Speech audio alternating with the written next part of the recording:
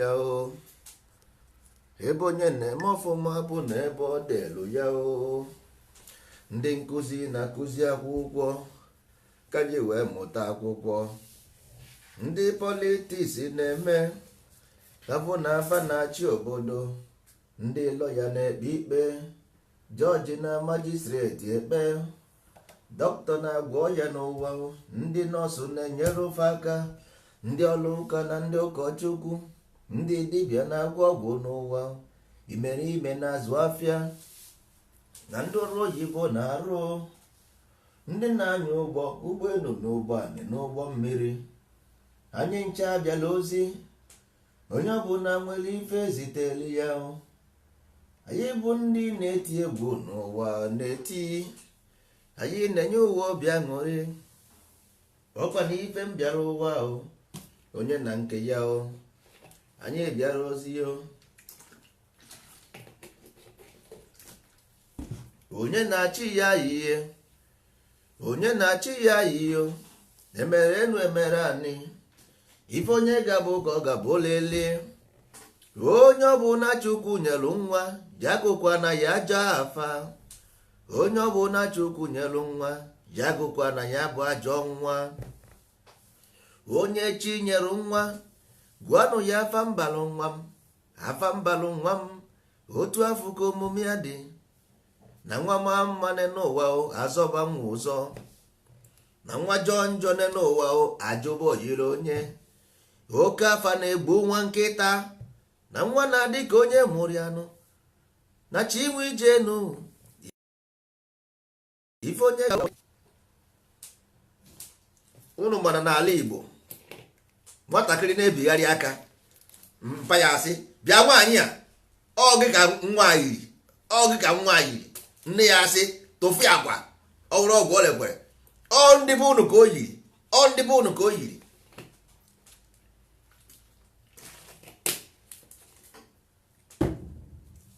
mana nwa baa uru ifu a na-azọ ya nna ya si ondebe ha ka o yiri nne ya si ondebe ha ka o yiri nwa wa ahịa ọwụzi ndị umure nne n'otu a ka ndị umure nne si eme omume yes maka na nwa ghọrọ ahịa mana udo dị anyị nwabụ ndị ndozi ọdịnala Igbo anyị na-ekene ụnụ ebe ọ bụla ụnọ bụ ndị Igbo ọnụ maka anyị na-ekwuchitere ụnụ ọnụ ụnụ anyị nwabụ ndị ndozi ọdịnala Igbo anyị nwabụ ndị nsọ ala si na anyị ga na-ebi ka nsọ ala ọwụ na anyị nwetacha onwe anyị ọfụma onye ọbụla chọrọ ịnụ nwaanyị ọnụọ na nsọ ala ndị nsọ ala ejighị ego anụ nwaanyị nwunye ọwa arụ iji ego anụ nwaanyị wa arụ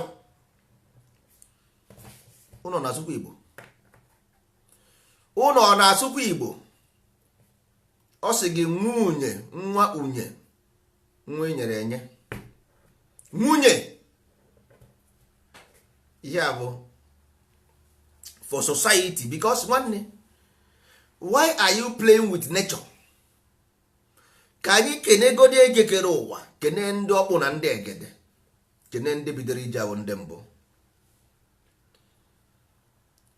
anyị ọ na-akwanyekwere ụwa anụ anyị bi n'ime ya ugwu kedu ka ị ga-esi ewere mmadụ Chukwu kere eke mmadụ ije were enye onye ọzọ narị ya ego maka na slave maka nyere mmadụ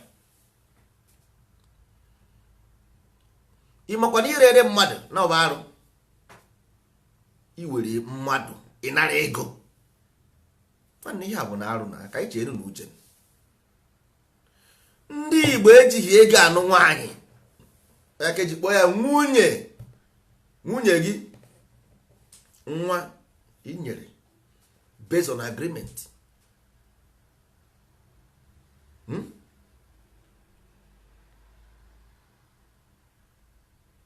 onye ka ndị Igbo ji wee gụọ n'egwu ọ nwanne nchemakara gị ihe niile ma nke ha sikwa nne udu marapụta m udu all those things wụcha this principle ka ha na-ekwu maka ya principle of life kedu ka mpa mmadụ ga-esi wee na-eche ka ndị ọgọ ya wetara ya ego ọ na-asị nwa bịa nwa nje chọtara ya ezigbo mmadụ ka o nwere ike ịga ọgụ na nke ndị nwere ego ka bịazie zụbazie rie ndị famili ya. Ịlụọ nwaanyị lụrụ ezinụlọ ha, ịlụọ nwaanyị ịlụrụ ezinụlọ. Nwanne ọbụla asị ka onye si na-asị ya kwuo onunu. How many places na ala Igbo taa ka anyị na-anụ nwaanyị nụrụ nsogbu dị na famili ahụ? Ịnụọ nwaanyị nụrụ nsogbu,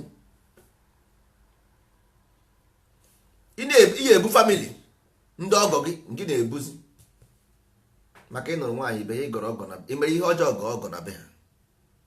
Ọ bụ ihe ọjọọ na ha nyere gị nwa ha, a ga-asị gị weta ijiji gbara afụ ọnụ, weta agwọ nwere ụkwụ, weta ebele nwere mpi ịtọ, weta ọrụ anụ, weta abada nwaanyị obi akwa, weta akị oyibo, weta ji 200 tube of yam, weta malt, weta 50 coolers of rice, weta idide. Nna nwanne iwetacha ihe a niile ire chọpụ gị na Lagos, ree nke dị na Aba, ree nke dị na Ọnịcha, maka na ịfụrụ nwatakịrị ya n'anya. Ịnụzie dị nwa ruo na ya dị ozie na ọmụzighị nwa ka ịtụfuchara ego ha niile maka na ọnwa ka unu ji anụ nwaanyị. Igbubezie ya ilu, igbube ya ilu, gbube ya ilu, gbucha nwatakịrị jezie na be ha ka ọ sị mpa ha na ị na-egbu ya ilu. Mpa ya si ya ọ nwakwa anwụ atụgwọ ụkwụ n'ụlọ ọzọ, ụbọchị ahụ ka ọ ga-agwa ihe ndị mmụọ ji ndị oge eme. Maka gịnị? Dị mma na nara n'ego nara 200 tube of yam nara ihe niile. O ji eri ogu n'ọfọ. Nwoke ahụ na-eti nwa ya ihe ji eri ogu n'ọfọ maka na ego niile o kponye daman. Dị mma na enweghị ike inche nwe ga ha azụ. Kịta now that girl now na eri arịrị. Nwatakịrị nwaanyị a na-eri ezigbo arịrị maka gịnị? Nna ya na-arị ego. O nwere ike ọwụzie na ọgụ ya na-eme ọbịa ogotere ya anụ nchi n'ụzọ. Ụmụrụ ebe a na-ere anụ nchi n'ụzọ, ị na-eje na nke ndị ọgọ ga na-eje because na way out of experience. O nwere ndị ọgọ gị na-abịa, ha na-egote anụ nchi n'ụzọ, ha bịa ewere hot wute anụ nchi bunye mmadụ gel, were abada bunye mmadụ gel. Ha na-akwa ajụ ya ka nwa ha mere o. Ha ga na-ene nwa ha ọnọkpụọ n'akụkụ ka oke mmiri mara. Ha anaghị ajụ ya nwata nwaanyị ka ị mere. Ị naghị esi n'ihu wee mara kọndishọn nwa gị nọ. Ọ ka ọ gwa gị na di ya na-eti ihe n'ihu di ya, ọrụzie na ya dị ka ọsọ nwere enweghị ihe ị ga-eme. Ọ nwere enweghị ihe ị ga-eme. Ọ gwagodi ga-agwa ịka ya asị ya gịnị na ọ dị ka ọnụpụbe n'isi, ọrụzie na ya dị ogbuo ya ilu nke ịtọ. Ị na-ene nwatakịrị ọrụzie echi ọnwụ gbuo ya ebe ọ na-eche echiche nwere ike igbu ya. Ọ na-amụ nwa, ọ asị ọ na-amụ nwa nwụọ, asị na ọ nọkọtara akọrọ ya ọgwụ ofu ihe nwa high blood pressure, nwatakịrị ya nwụọ.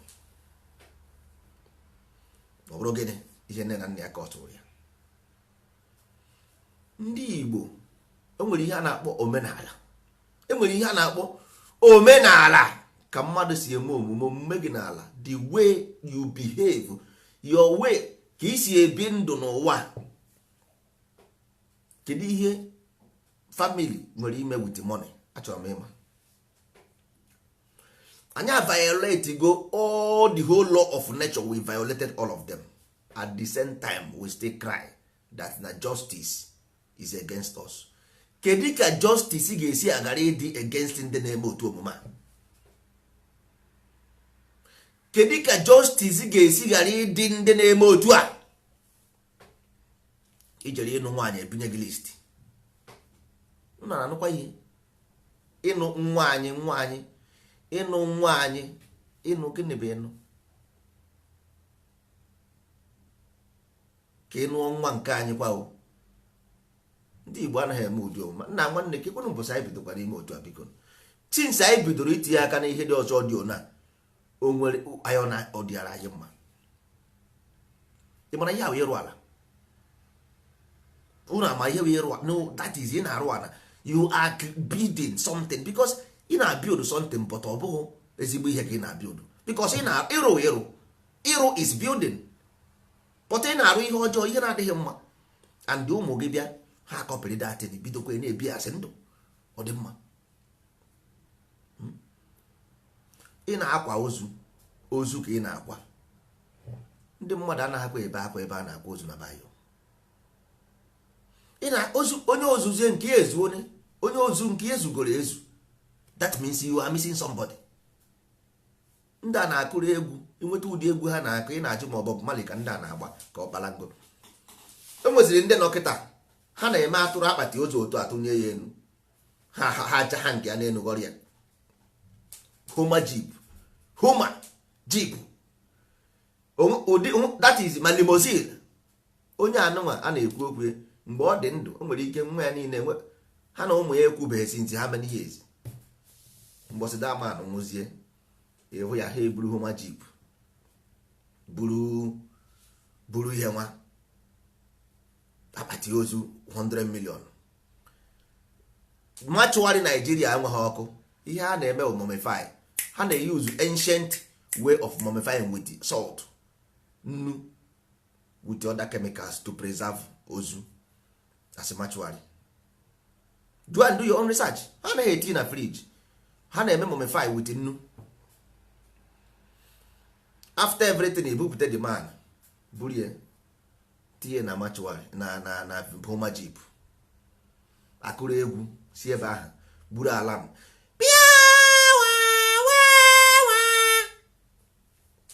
etiri alarm ebe ahụ, tigide tiruo na be gụrụ egwu na-emegheri. Nna nwanne, kedu ihe a nwere ime wute ikwa ozu? I want to know.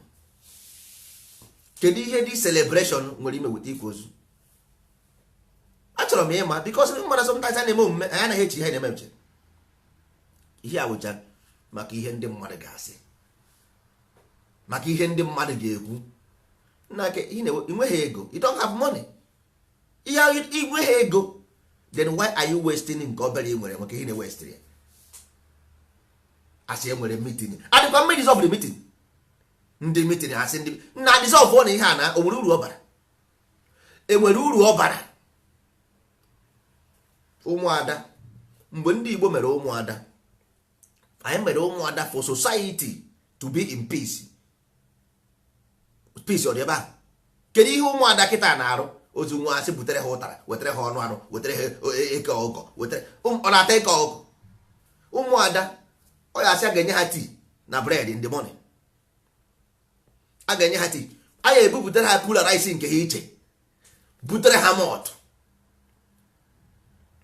Ha ga-akụ ihe a ga onye mmadụ nwụrụ be ya o na-egikwanụ ntị o, maka mgbe o ruo echi isi na Chukwu akpọ anyị asị ma ọ bụ na ala egbuo na anyị. Na-egekwanụ onye mmadụ nwụrụ be ya. These people mmadụ nwụrụ be ha eribekwe nni o, they have no money, enweghị ihe a na-eme. Mmadụ nwụọ be ha, kama ụnụ ga-atụ ego wee kwa this person, ụnụ abịa kọọ ihe ụnụ ga-eri. Ọ bụrụ na o wetaghị ewu, ụnụ amapụ ya na iwu na onye ha ndị ụmụada ewu, onye ha ụmụnna ewu, na o ji ụmụnna ụgwọ ewu. Nna ewu ka ị na-atabeghị bifo. Ọgụ ya ga-akpụtara ya ewu, ọgụ ya ga-akpụta efi, ọ nụrụ nwaanyị bụ ụnụ, nna gị nwụọ, ọgụ gị akpụtara gị efi maọbụ ewu. Kedu ihe ọjọọ ọgụ gị mere na ọ bịa bụ nnụọ nwaanyị? Kedu ihe isi na ọ bụ iwu onye mere iwu nka? Kedu ụdị iwu bụ ihe? Ana m ajụ, ọ bụ ụkwụ a ka ebele ga-eje ọmụ ahịa? Nna nwanne, ị na-eme ihe dị otu a, ala ga-ejidere gị ogu n'ọfụ. Ala ga-ejidekwe gị. Ị kọmplen zikwana na ọ bụ ihe i metere. O metere buru ome mma na mmaanyị. Ome mma na mmaanyị o metere buru. Kedu ka ị ga-esi na-ebi ndụ otu a? Mmadụ ga-amụọ nwa buru n'uche na ihe ọ mụrụ nwa ya bụ ka o je kpatara ya akụ na ụba. N'ime obi o chefuo na mmụọ bụ obi ka ọ na-afụ, maka na isi na mmụọ gị gwara gị, that means mmụọ nọ n'ime na-afụ ihe niile ahụ ị na-eme. Kedu ka ị ga-esi ya mụọ nwatakịrị ọ nọkwa n'ime? Nwatakịrị nọrọ onwe ya, because ịkụwa mkpụrụ amụ ị gaghị afụ spam. Ọ nọrọ onwe ya n'ụwa n'ime na-ebi na-akụ, ije kpọpụta ya dị ya, kpọpụta ya ebe a. Ọrụ osisi ya ezi ikpoje ya Ebonyi, ofu from boy osi from iku nwa baa boy si from ịba boy baa nka si megide ruo ala bekee. The next thing bụ ịkpọ ya na phone si ya na Emeka ebutegoro mpa ya moto, Okeke arụgoro mpa ya ụnụ na nyanwa ọwụ n'obodo oyibo ahụ eruru ya batara. Onye ahụ nwatakịrị kpọpụrụ na erube esisi ya eziko onye kube nwa. Onye ahụ sef o need he pick your phone. That son need he pick your phone. Ị ka nwekwe temerity na-agba ya si ya na ụnala onwe ke ihe ọma. Oluzie echi ọwụ na oje soro ndị mmadụ mee ihe a na-eme ejide ekpochie na nga. Isi na akara aka ya ajọka. Kedu ka akara aka esi ama mma? Kedu ka akara aka ya ga-esi adị mma ebe ọ bụ na enweghị ụzọ ịkwadobere? Enweghị ebe anyị si emete. The best thing is this system. Hapụrụ datịrị. Igbo heritage, ndozi ọdịnala Igbo ka anyị dozie na ihe mebiri emebi n'omebigo. Ọ kụsara akụsa nwanne akwamozu bụ ịkwa ozu ihe zuru ezu ka anyị na-akwa. Kedu ihe a na-eriri oriri? Nwanne onye ifunugo onye ihe efuru na-enwe ngwa obi aṅụrị. Kedu ebe ihe mmadụ furu na-enwe obi aṅụrị? Ịjụ onye Igbo sị gị na mgbe mbụ mmadụ nwa na-ebe akwa na-achọ ka anyị na-ebe akwa anyị na-enwe obi aṅụrị. Nekwenụ m anya ọ sị na ndị mmadụ chọrọ ka ọ na-ebe akwa, so onye ihe efuru agaghị ebezi akwa.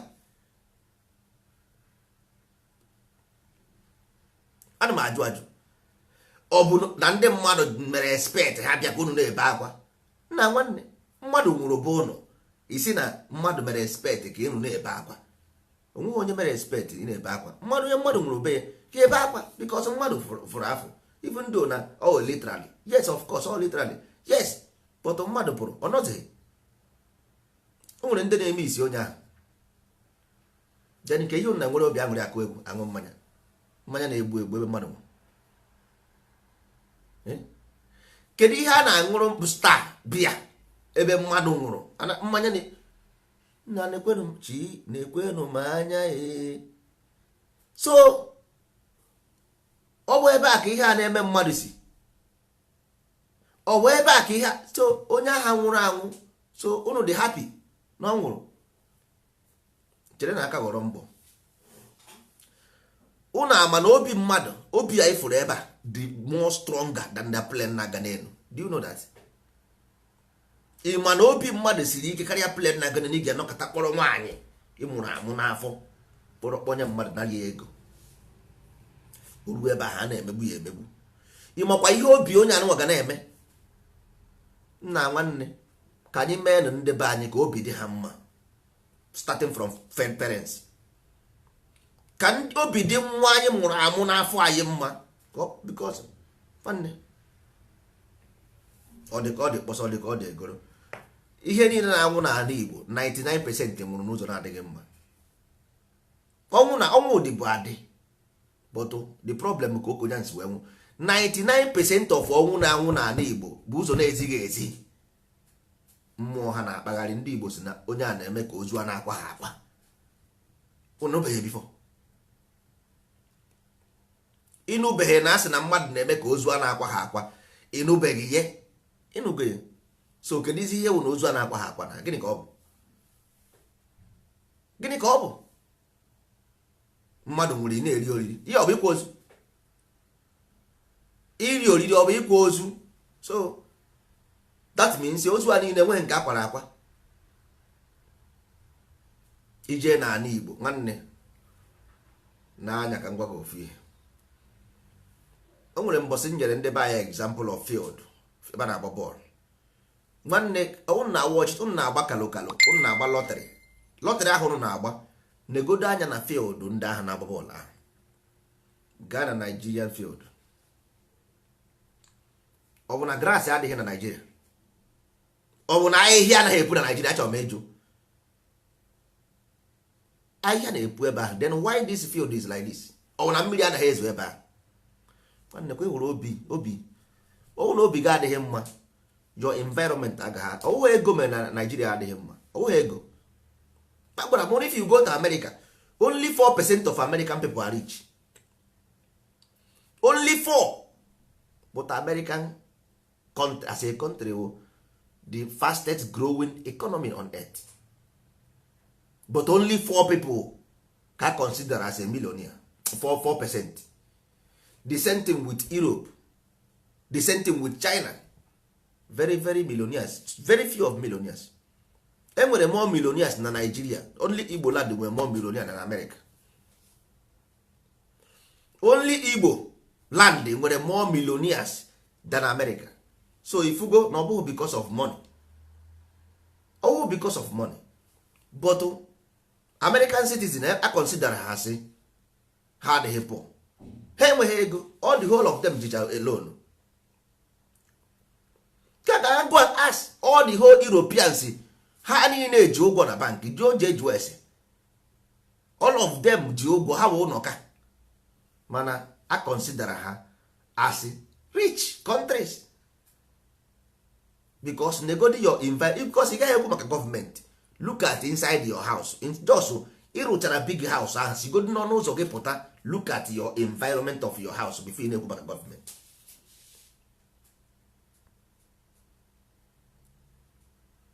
Before ị na-ekwu maka gọọmenti, negodi anya n'ihu ya adịghị, just to say that na ọ bụghị gọọmenti, na ọ bụ ngewa mmadụ nwụsị apịa wọta osi na dọ ya tupu ya. Onye wetara mita, ama m na ọkụ adịghị n'eziokwu, yes, mana people prefer ịtapụ ọkụ atapụ than ịkwụ ụgwọ ọkụ. People like Ghana, Lagos, ndị ala ya ọ ihe a na-arụ, a na-atapụgharị ọkụ everywhere. Na Ọnịcha ọ dịghị rampart because of na ụlọ dịgasị separate, ụlọ adịghị close. So ihe na-eme anyị si anyị n'aka nji wee sị na ome mma na mma anyị, ome njọ na njọ ya na ọnwụ na anyị kwụsịzi okwu. Ịhụrụ anyị ga-ebidogodi na 1 ka ịhụrụ nwaanyị nụ nwaanyị, anyị ga-esepụ aka na aka enwe n'ofe tupu ọwa aka mmadụ. Ka anyị sepụ na aka enwe n'ofe, because a na-ekwu okwu ndozi a, we must touch every aspect of it, because ọ ga-esi nke ahụ Nigerian government anyị na-anụ nwaanyị, ọ Nigerian gọọmenti na-anụrụ ndị Igbo nwaanyị. Biko na achọrọ m ịjụ ka ihe gbasara Nigerian gọọmenti na those bills a na-eweta, because ọ naghị afịa akwa ya tụmaka na Abuja. O nwere ihe gbasara Nigerian gọọmenti na those bills a na-enye? Achọrọ m ịma, I want to know. Ọ Nigerian gọọmenti chiri eze ndị Igbo na Kano? Ọ Nigerian gọọmenti chiri eze ndị Igbo na Lagos? Ọ Nigerian gọọmenti chiri eze ndị Igbo na Malaysia? Ọ Nigerian gọọmenti gwara gị were ihe weta ijiji gbara afụ ọnụ, ị ga-eweta ọrụ anụ, onye mmadụ nwụrụ be ya, ihe eweta ewu, ihe eweta efi, ihe enye ndị ọgọ gị ewu, ihe eme nka. Ọ Nigerian gọọmenti gwara gị ya? Ha mmanụ. Ọ Nigerian gọọmenti gwara anyị these things? I want to know. Ọ bụghị Nigerian gọọmenti, then that means nke a abụghị Nigerian problem. So before ya na-akọ nke a bụ our own problem, so ka anyị solve our own problem, because ihe abụghị about Nigeria. Ndozi ọdịnala is about Igbo heritage. Onwe ihe ọ nwere ime with Nigeria, so anyị nwere nsogbu. So nsogbu we are talking about our own nsogbu. Anyị nwere leakage. Na last time ka m fụrụ na enwere ebe a na-azụ eze, akpọzie Nigerian court ka ọ bịa ruo against ndị Igbo na-abụ nna nwanne na nnụgo ebe emia n'ugwu Hausa na-azọ emia, nyafọzikwe nke akpọbazi high court na Abuja ka ọ bịa setụlụ ọrụ ndị Hausa na-abụ na-azọ emia. Eche mmasị anaghị azụ eze azụ, ọkwa ihe unu kwuru. Ọkwa unu si anaghị azụ eze azọ na onye chi nyere eze ga-abụ eze. Kedizi ihe Abuja high court na-decide onye ga-abụ eze na village n'ala Igbo? Nna nwanna ya tụfịa pụpụ na asụ, tụfịa akwa. Onye ọbụla na-ekwughị disi ndozi ọdịnala a na-ekwu okwu to this Igbo heritage problem, mana onye ahụ anaghị afụ ụzọ, okpuru isi eke. Kedu ka high court Nigerian gọọmenti ga-esi wee bịa mee interfere na traditional ruler? Kwa ihe unu kpọrọ ya? Ana m ajụzi ajụ, ọ bụ na Okeke amaghị akpụ isi ka ọ bụ na mma abalị isi adịghị nkọ? Gịnị bụ nsogbu? Ụmụ ibe mmadụ ka m na-ajụ, because ị mara ihe m ji ekwu okwu a bụ ka ndị mmadụ mara ihe anyị bịara. I want them to know. ọkụ ifuru nwaanyị anaghị akwụzi ụgwọ. onye ọbụla na-akwụ ụgwọ na-anụ nwaanyị hapụnụ ha, let them na hapụ ya, this man ya rie ye, jee na Ghana jee kpọrọ nwaanyị, go to Ghana kpọrọ nwaanyị ebe ahụ, ebe ọ bụla enye gị nwaanyị free, go and take it. Anywhere enyere gị nwaanyị free, jee kpọrọ ya, don't mind these people. ọsọ gị jee na Senegal enye gị nwaanyị free ebe a kpọrọ ya, take it. Kedu ka ndị bụrụ ga-esi wee sị ibidoro ya ahịa ị na-ana ya ego gịnị? ọsọ ego ji wezu nwa, so ị zụrụ nwa gị na skuul ka ile ya kwụrụ nara ego, so ị chọrọ ka irezie ya nara ego bikos ị zụrụ na skuul. ọ bụghị nwa gị, kwa gị mụrụ ya, ọkwa gị mụrụ ya. onwe mgbe ọ pụtara kụọ aka n'afọ gị sị gị meghere ụzọ ka ọ chọrọ ịbịa n'ụwa, ị zụrụ ya, o ji ego wee zụ ya, so ka onye kachizie ego eji izi wee zụ ya nụ. nna nwanne, ọ bụrụ na ha akwụsịghị daa nọnsensị, go to Morocco and take woman. gaa na Morocco, ebe ọ bụla e nyere gị free kpọrọ ya, hapụziere disi ndị mpa mmadụ aka ha nụọ dị nwa. mgbe ụmụ ya ise nọdụ na ya dị ya, ọ ga-ayọ gị biko. mgbe ọ mụọ ụmụ nwaanyị 10 ha gasara ebe ahụ ghọọ nna ga-alụ, then ihe afụ na chenjis ga-adị. chenjis ga-adị nwanne. ndị Igbo na-alụ nwaanyị witi ọjị, ọkụkọ, ikwe and ọwụ nna ya ga-enye ya detin ihe ịtọ mkpọrọ afa, ọ nna ya ga-enye ya, ọ nna ya ga-eche ọjị. onye ọgọ ya bịa, nna dị gel ga-echere onye ọgọ ya ọjị. ọwụ polisi na-eme ịbịawabeghị were ọjị, nna ya ọwụ polisi na-eme na nke ya were ọjị. ichebe na nke ebe ị na-eje ịlụ nwaanyị, iru ebe ahụ onye nwe mmadụ ga-echere gị ọjị. nna m sị na nwaanyị bụ ihe nyiri nne nye nna, o wee nye ya onye ọzọ sị ka o nyere ya aka wee zụọrọ ya. onye ka eji wee kpọọ ya nwa anyị niile. ọ bụrụ na iruo na be ye dị manụ onye ha gị ọjị, nwanne tọn ọ naba biko anyị zụgburu ha azụgbu. ị ga-ejebe na nke ndị ọgọ gị, goro abada, goro nchi, anụ nchi, igoro kaikai, goro ihe niile wee buru jebe. izugbu one niile na izugbu one unu egozine ihe ahụ bribe, ihe ahụ bribe, unu egozine, ọ bribe. iru ebe ahụ gwa ya si ya, nna biko ọkwanụ mmekọ ka anyị na-emekọ ihe bikos ịgọgọ mmekọ, bikos of the future children. ebe isko with ọbara mụ na gị, anyị abụrụgo ofu as a family, as one body. otu unu abụrụgo ofu as one body. ọgọzisie gị onye gị ikwe, bikos ikwe osu ọwụ nyanwa with discipline. ọ ya ka na-akpa ekwentị, onwe ihe dị ka ya. ọ bụ ikwe eji asụ nri, because every child must pass that through that hole. Every child must pass the through hole of that wine. Every child must pass that hole. ọ ya ka eji ebunye ya ikwe ahụ for judgment, because you know the earth ị na-afụ with the womb. ọ womb ka ọ bụ na ị gaghị through that womb nwanne enwe. n'ụtụtụ anyanwụ na-apụta n'ụtụtụ, that is life you live. ọnwa na-apụta n'abalị, that means mgbe nwa ga ekpe ọnwụ ma ọnwa ọ na-enwu ọnwụ. so ịpụzie ọnwụ na imeghe ignite that sun aha, ịnwụzie ị gaghị enwu ọkụkọ ọnwa, ọkrosh ya gị dan, ị bịakwa ebe again, because ị nidiri ọnwa aha to pass underworld. ihe ọ na-egosi gasị ọnwa ahụ na-afụ na-akpọ ya ọnwụ. ihe anyị na-afụ gasị ọnwa bụ ọnwụ, ọ na-enwu ọnwụ.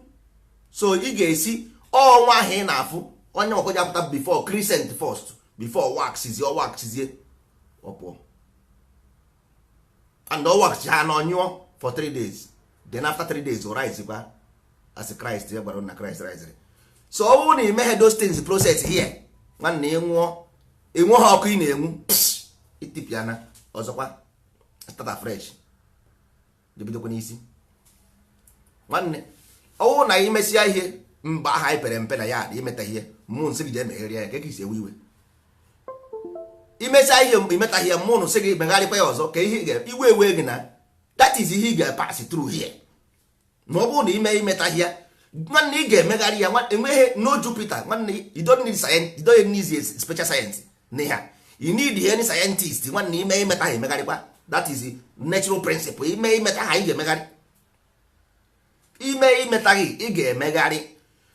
Chukwu adịghị ebe, ekwentị adịghị ebe a, ajọ mmụọ adịghị ya, ezigbo mmụọ adịghị ya. Nwanne ime ha na imetaghị ị ga-emegharị. Simple as ABCD. So now ka anyị jiri n'oge chụwa ego ojii, ndị Igbo anyị emebigo our own way of life. Anyị emebigo ya. Ka anyị dozie nye. Ka anyị dozie nye because onwe onye mebiri ya, anyị mebiri n'aka anyị. Ka anyị ihe awụ gọọmenti because it's not government. Enweghị ihe gọọmenti nwere ime n'ịnụ nwaanyị. Enweghị ihe gọọmenti nwere ime n'ịkwa ozu. Enweghị ihe gọọmenti nwere ime na our own parental family. Gọọmenti abụghị ya gwara anyị mụọ ụmụ 20 anyị agaghị azụ nwa azụ. Ọ bụghị gọọmenti gwara anyị. So ọ bụghị gọọmenti gwara anyị ọ bụrụ na mmadụ nwụọ isi ndị ọgọ ya weta efi ma onye weta ewu.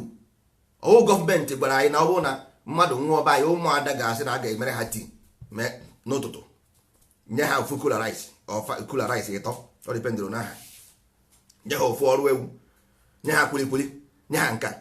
Ọwụ ndị gọọmenti kwuru ihe, ọ bụghị gọọmenti. That means this one nọ na our own portion because ọ bụ na ya ekwughie. This law is being passed down, forced down on our neck. All the whole young boys now, 99% of young Igbo people enweghị ezigbo ihe ha na-eme. Majority Igbo population 70% nọ below 40 years. 70% of Igbo people nọ below 40 years. This is 70% mmadụ one n'ime ha nwere ezigbo ihe ha na-eme. Mmadụ one n'ime ha nwere ezigbo ihe ha na-eme. Okay, these people ị na-eme expect ha nwa ga-akwa dị ozu, ha nwa ga-anụ dị nwaanyị, ha nwa ga-azụ ụmụazị. Kedu ikpe ihe ha ga, how if you give this kind of system for them, how can they survive it? A ga-ezubezi oche gbaba ama, society ga-aba na akụkọ because onye ihe agwọ mụrụ na-eto ogologo. Ọnwụ na-enwe ihe ọ na-eme ọmụọ nwa ya agaghị enwe ihe ọ na-eme. The government ifu na ha anaghị eme ọfụma. So ihe adịghị mma. Ọ bụ ngụnwa kwesịrị isi eti epesi nwanne. Onye ajụrụ ajụ anaghị ajụ onwe ya. Onye ajụrụ ajụ anaghị ajụ onwe ya. So this condition anyị nọ kịta, anyị need a solution. Ọ bụghị a na-ekwu n'okwu solution. Anyị kwesịrị ibidogodi na ụmụ anyị na-enweghị ihe a na-eme ka ha nwee access. Anyị sistem eji anụ nwaanyị adịghị mma. Number 1, ịkwa ozu na nwaanyị. Fundamental go this ịkwa ozu na nwaanyị. Ịkwa ozu na ịnụ nwaanyị. All the too much and bogus, all the luxurious, all the too luxury. Mmadụ nwụọ be gị ibisie ego kwasị ozu ọzọ anwụzie because ịkwasị ya dị ozi nwụrụ. Ịkwasị ya dị ozi nwụrụ because ị ga-eje biri ego. Ibiri ego onye nwụrụ anwụ ka ị na-ebiri ego were akwa. Mmadụ mmụọ bụ na ire anị wee kwa ozu because ọnwụ na ọkwa ha ihere emewo ọkwa ha nna ya. Ihe na anya asị ọkwa ha nna ya akwa. Ọkwa ha na ọ gaghị eburu m nna ya tii na anị yo. Ọ bụkwa yo nna mmadụ ka ihe na-edobere mmadụ 6 bond na machụarị. Why? Asị na nwa ya na Australia na-abata. Ọ na-abata ime gịnị? Nwa ya na Australia ka a na-eche. Nna tie na onye a na anị. Ka ihe itiri na machụarị na-akwụfusi ego. Why? But these things which are our agreement, family need to reach agreement. This thing I can na-ekwu because ọ bụghị ihe ofu ere take action nwere ike isi na ihe asị ka ime ya n'aka gị. Ọ gaghị work. Mana ọ bụ na echange all the root cause of this problem ka na-ekwu maka ya. Wepụ the thing from the root cause. Asị na nwa ya na America. Nwa ya ha na America enweghị ezigbo ihe ọ na-eme. Ka ihe unu na-echere onye ahụ unu na-eche na America enwere oji onwe ka ihe ọ na-eme. Onweghị ego ọ na o nwere ego tiketi ọ ka abata. Ọ bụrụ na o nwere ego tiketi ọ ka abata mgbe ahụ dị manụ nwụrụ. Ka ihe ọ na-enyere 6 months after 6 months. Ego ahụ unu ga-eji etinye na 6 months ahụ were na ya kwa ya. Were na ego ahụ kwa ya ka ihe unu na-etinye na matuary for 6 months. After 6 months unu kwụsị ya 2500,000.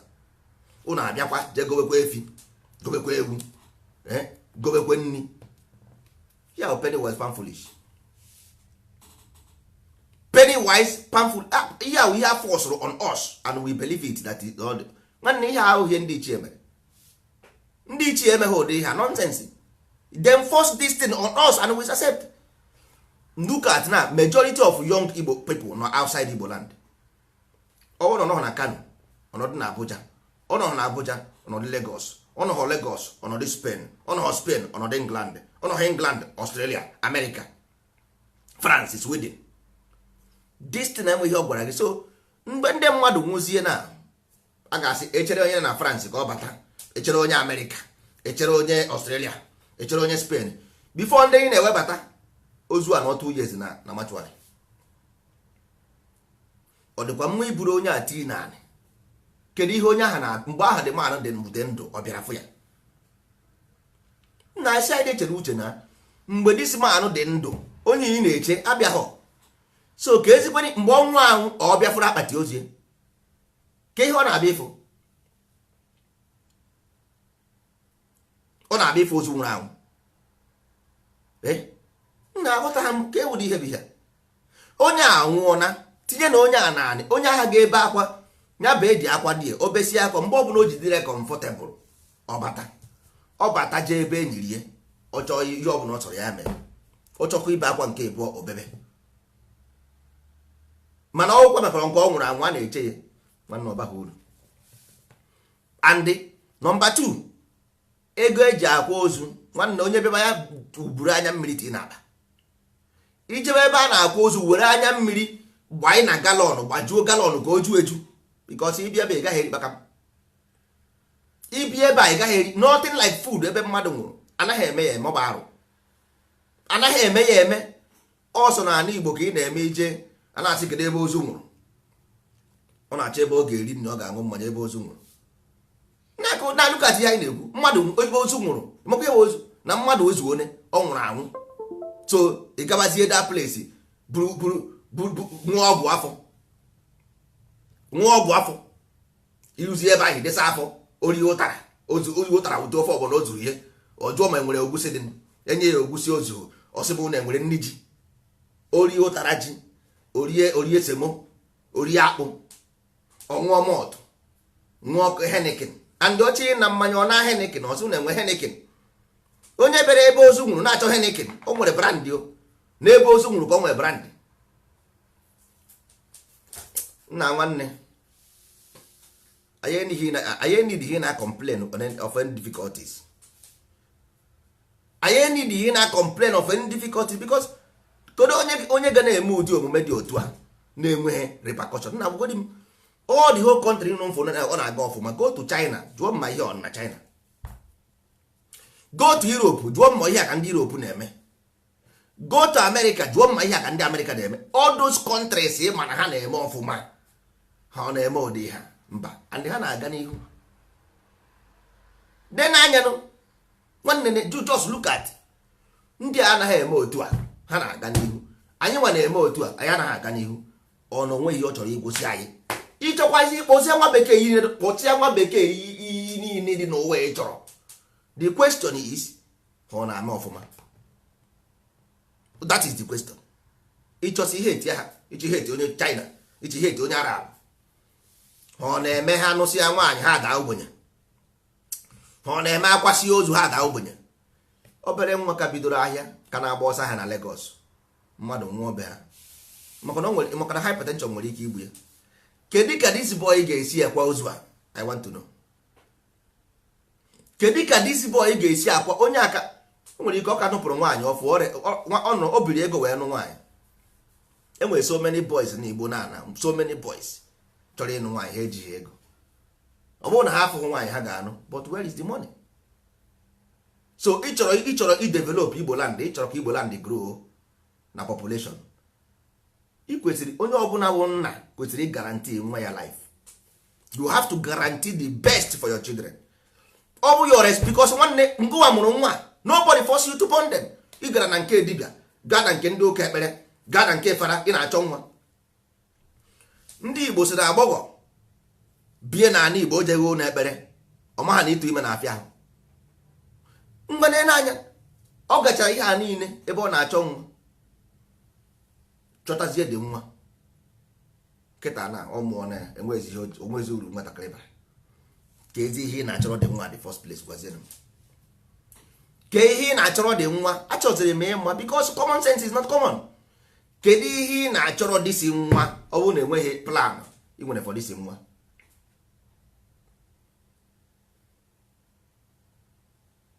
nna nwanne ka anyị gwara na onwe anyị ezi kedu ihe na in fact onweghị onye n'ime unu na-efe Chukwu. Mbọsị ọbụla onye Igbo bịara gwa mama Chukwu azụ aka mmechi makpọ ya anya.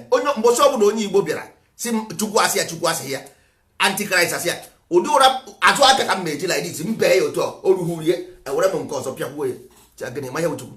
Do you know what is God? You don't know.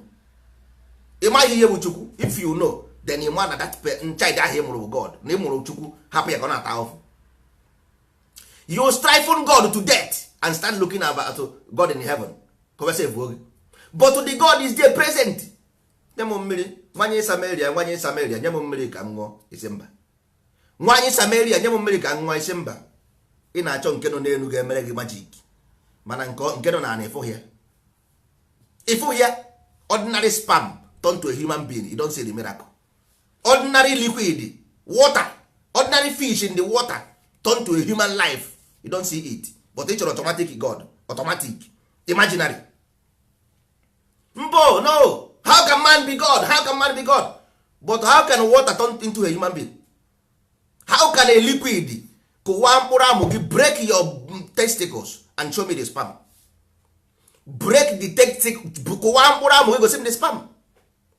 Kụwa the mkpụrụ amụ and show me the sperm. I want to see it before you start the nonsense argument.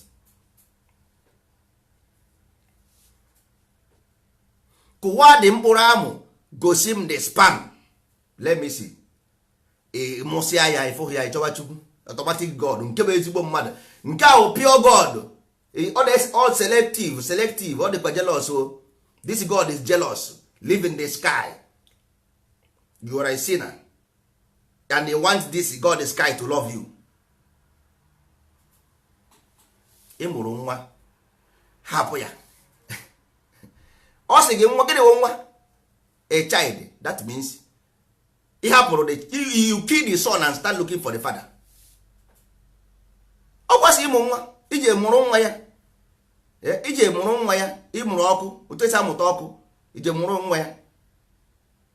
Mụtazie nwa Chukwu desa ihe zọdị okwu n'elu si nna ya come and save me o. Zọdọ nwa ya okwu n'isi o na-asị papa help me ihe isi ike o agụ egbuo m egbuo ha m. Mana ịzọdọrọ nwa Chukwu okwu n'isi. Ichere ọ dị iberibe. Ichere ọ dị iberibe nwanne. Ihe anyị na-ebi abụghị ndụ. Ihe anyị na-ebi abụghị ndụ. Bikonu ọ bụghị ndụ. Mmadụ nọkọta nọ na-aghọ onwe ya aghụghọ. Ị na-aghọ onwe gị aghụghọ. Human being can never exist if there is nothing like God living inside human being. It will not happen because it's energy moving. Ọ sị gị na the spirit is moving all over the world. The spirit is moving. Ọkwa egwu ha na-agụ everyday by day. Ihe a bụ egwu ndị a na-agụ everyday. All over the world the spirit is moving. All over the world there's a mighty revelation. Gịnị wụ revelation?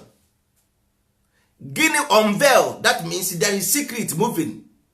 This unveil secret moving. There is a mighty revelation. Kwa ihe unu kwuru? No reveal something to you. There is a mighty revelation.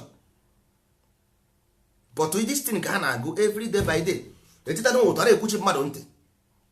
Buru microphone. All over the any morning, early in the morning.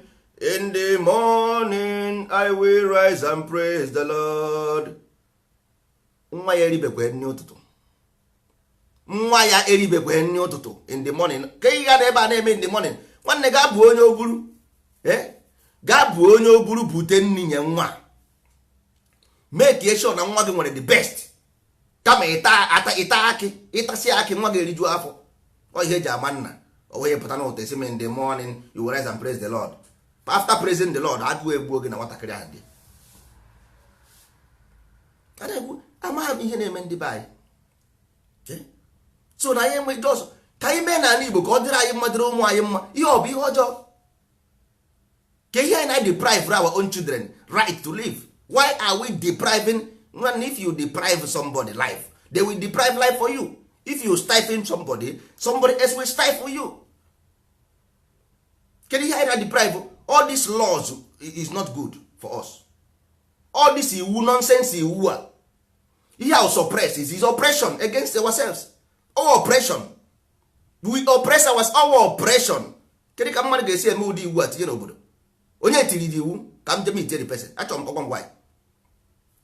Onye tiri iwu a na aga na-eji ihe niile ego a na-expend were akwa ozu ego eji anụ nwaanyị. I want to know. Achọrọ m ịma onye ka onye mere iwu a. Achọrọ m ịma na ihe adịghị mma. Free our children, free our children. This is our own blood. Give them right to live. Protect them by your actions and attitude. You have a hand and knee. Okay, now have go their own protector now. Hey, you can take a law into their hands. Who do you blame? The children now, look at them. Go only get blames now. After you know proper education, no work, no food, nothing. Now, okay, hey, take God in law into their hands. Who are you going to blame? You have no, your life is not safe anymore. Ndụ God draws save because you have let the lion of the street. Ịhapụ ome mma na-emere onwe ya, ome njọ na-emere onwe ya. Ịtọpụ ego agụ na cage, ọpụgo na street. Now, nene ala Igbo. Lezie na ala Igbo na otu ọmaka. Ụmụnwasa agasara onwe ha onye na-alụnụ. Ka onye ga-alụkwanụ oji nwere ji ego. Onye agwa na mmadụ nwe ube ha obi amapụ ya. Kwa obi agaghị amapụ ya, oji ego o ji akwa. Oji ego o ji akwa. A na-ekwuzi okwu ifu nwanne mpụnụ ka ọ na-abịa isi ụzọ nke ọzọ. Mmụnụ ga-asị ekwekwana ya n'aka na ọ na-ebu ntị n'aka na ịgwa ha anya n'aka aka ga-agbajie otu awụ n'ezi.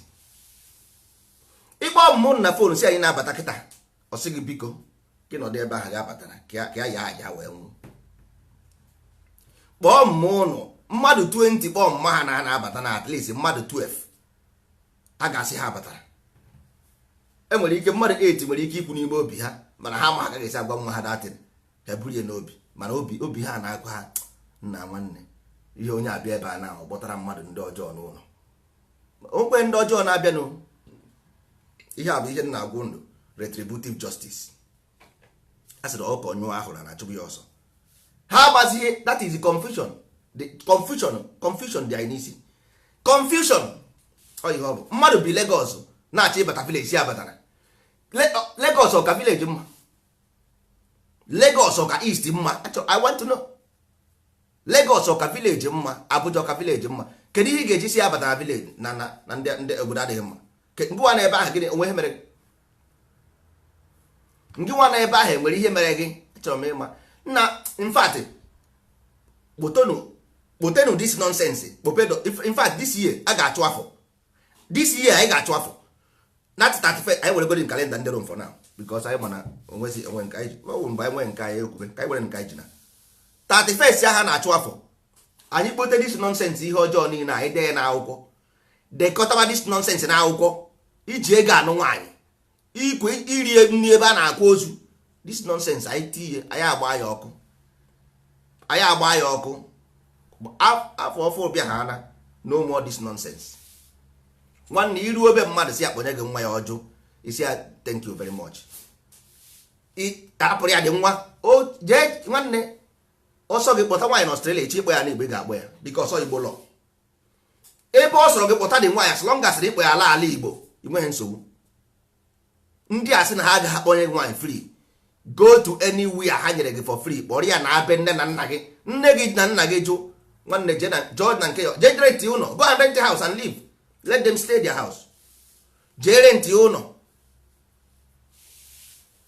Because afụbeghị m onye je kpọta nwaanyị bịa na be ha mma olesi m onye ahụ ndị ụka ịma ndị ụka ọsị na ọ na-eje ụka ọzọ. Ndị ụka na-eme ụdị ihe ha. But for me agba nne m nwere ike ọ gaghị eme otu ha. Mana ndị a na-eje ụka amụma ụgha ha na-eme ya. Ịkpọta onye ụka ọzọ mma ga-ajị na ọ na-eje Siemens, ọ na-eje Katọlik akọba nonsense, ọ na-eje Assemblies of God. Ọ na ọ bụghị adịghị m chọọ na ọ ga-eme. We must teach them lesson. Si kọwara ndị a, we must tell them. Anyị ga-agwa ha ọ bụghị otu a ka esi eme. Ọ bụrụ na ị chọrọ Igbo to remain Igbo na-grow in population, we must free this ego eji anụ nwaanyị, wepụ ihe nonsense ya. Nwaanyị karị ha na ọkụkọ, ọjị, ikwe eji asụ nri. Ngaman ga-eje chụọ ego ọkọ maka o si atụ nwunye ya ime. Ọ ga-achọ ego je gote dị ikwe, gote dị ọkụ, gote dị ọjị, nya je egotesie ihe a niile bịa weta dị ego dosa ihe. Because amagha m ihe mere na mmadụ ga-anọkọta were ego na-enye mmadụ. Ọ na-ere nwa ya ere, ọ kpọsara ahịa, ọ na-eke nwa. Ike nwa ọ bụ ire ya ire nwa. Ndị Igbo na-asọrọ ego nwa ya, ndị Igbo sọ okego nwa ya, okego nwa. Ike nwa ọ bụ ịkpọsa ahịa, ike ihe ọ bụ ịkpọsa ihe. Ịkpọsa ahịa, ikere nwa gị, ikere ya eke, ishia it, ike ihe bụ ishia ihe. Ike ihe bụ itushia. Mba, ị gaa n'Europe, ndị Igbo na ndị Igbo na-anụ n'Europe enweghị onye ha nyere ego. Wise in Africa na ala Igbo, ị ga-achọsị ịnụ nwaanyị n'ala Igbo ịkwụ ụgwọ. Ọsọ emego ego n'isi. Onye kere ego? Who created money? Human being. I werezie na-atọ mgba. Nna ihe ahụ subjugation, ihe ahụ partiality. Why na nwaanyị anaghị akwụ nwoke ụgwọ? Nwaanyị ga-akwụ jee nọrọ di na pay and marry. Gịnị mere nwaanyị anaghị akwụ ụgwọ kpọrọ nwoke? Because nwaanyị akwụghị anụ ụgwọ isi gị, a ga-etikpe gị ihe na ya dị, mee gị akaja, megbuo gị emegbuo, ị gaghị ekwu okwu. Enyere mpụ na ego, ọkwa ọfọ na ogu, ọkwa ọfọ na ogu. Ifiri mpụ na si weta ego isi mba, ọ ga-ahụ mbọsọ kpasuo gị iwe, isi ya nwoke m ihe agwa agwa agreement. Ọwụ na akwụrụ ụgwọ isi gị, ị na-anụkwa Igbo, akwụrụ ụgwọ isi is your property. That is why in Africa nwoke joje ha n'ime nwoke aba fụọ ka ụgbọgbụrụ, ọ kwụrụ ụgwọ.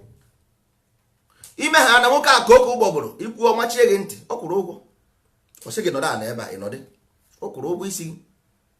Nwe ihe ị ga-eme, ekwuru egoro gị ego, kwụọ cash. Blame your parents for selling you. Ọ ha marịrị gị, ị na-ekwu na rere mmadụ na Libya.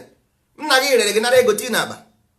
Isi na-asị ga-abụ na echi si ya dị n'ụhọzi. Ọ gaghị ajụ gị why. Ọ ga-asị gị go si ebe asụsụ pụọ. Ọ ga-asị gị si ebe asụsụ pụọ. Kembọsị nke a bidokwere. Yes na. Ọ ga-asị gị si ebe asụsụ pụọ. Ọ gaghị adị achọ ịma your pains ka ihe ji wechi gị azụ. Ọ gaghị achọ ịma kedu condition nwa ya nọ. Mmadụ one n'ime anyị na-akpọ nwa ha na foonu. Otu anyị nwekwara foonu kịta sị ha nna nne how far, kedu ka ị mere? Jụọ ya ụmụ ajụjụ dịgasị agha. Mba, ọ nna gị chọrọ ije ụlọ ọgwụ, nye anyị 20,000. Ma ya eribeghị nri, nye anyị 50,000. Nke obere ahụ na afọ na-asa ya, nye anyị 10,000. Ọmakwa ha ma origo, onye ọ na anyị na-akpọ origokwe nri, onye anyị na-akpọ ịma origo nri, nye anyị 10,000, nye anyị 20,000. Ụmụ ibe, anyị ga-edozi ọdịnala Igbo. Ihe nna our inheritance, we must restructure them, make them pure, so that anyị jidere ụwa ọfọ, jidere mmụọ ụwa ọfọ, jidere enu ọfọ, jidere ana ọfọ. So ihe ọbụla na-emezi anyị amara ebe ihe na-eme anyị isi. Ma kịta ihe anyị etighị aka n'ihe ọjọọ dị iche iche. So kịta anyị enweghịzi ike ịma ebe o si wee na-abịa. Udo dịrị unu ụmụ ibe.